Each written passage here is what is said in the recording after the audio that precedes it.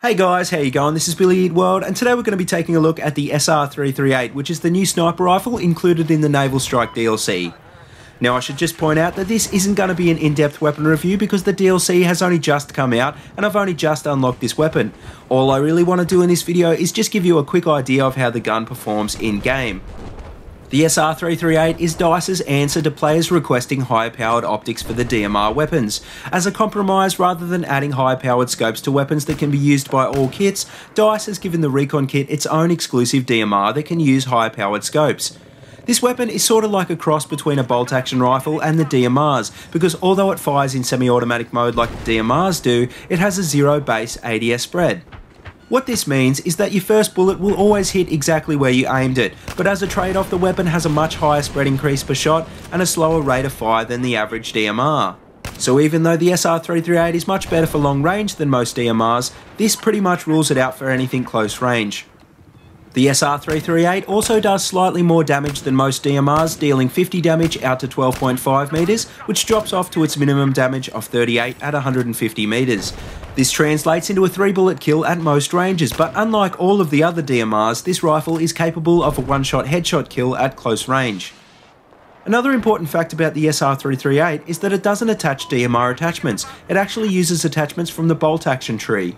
This means that although you'll have access to high-powered scopes and the rangefinder, you won't be able to attach any of the grips, most of the barrel attachments and the magnifier. But anyway, just how does the SR338 perform in-game?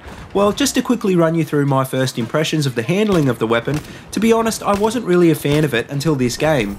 The reason for this is because this was the first game I actually played with the ACOG scope.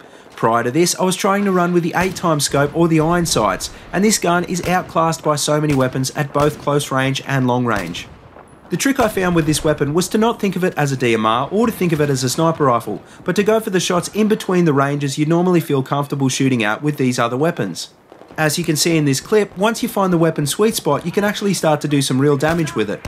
Now I know this weapon's copped a lot of flack over the last couple of weeks because statistically it's not the best on paper. But do yourself a favour and give it a go because honestly I was expecting a bad weapon and I came out with something that I really enjoyed.